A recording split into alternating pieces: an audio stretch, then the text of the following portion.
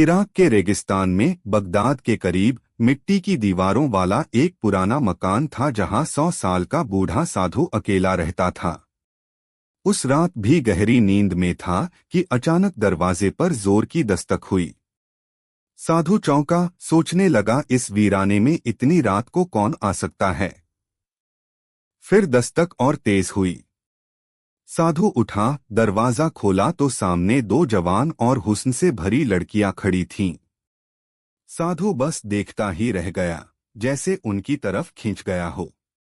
उसने पूछा, तुम यहाँ क्या कर रही हो? उन्होंने कहा, हम रास्ता भूल गईं, बसराह जा रही थीं। एक रात रुकने दो, सुबह निकल जाएंगी। साधु ने उन्हें अंदर बुला लिया।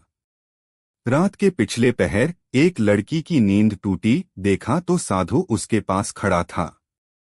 वह घबरा गई, पूछा, क्या कर रहे हो? साधु बोला, तुम्हें ठंड लग रही होगी, चादर देने आया था। लड़की ने चादर ली और फिर मुंह फेर लिया। सुबह होते ही लड़कियां चलने लगीं, मगर साधु ने रोका, रुको, बसराह दूर है। आज की रात और रुक जाओ, मैं कुछ इंतजाम करता हूँ। थोड़ी झिझक के बाद वे मान गईं। रात में फिर साधु बेचैन होकर उनके पास गया। एक लड़की के माथे पर हाथ फेरा, वह जागी और नाराज हुई। साधु डर कर वापस लौट गया। सुबह लड़कियां फिर जाने को कहने लगीं।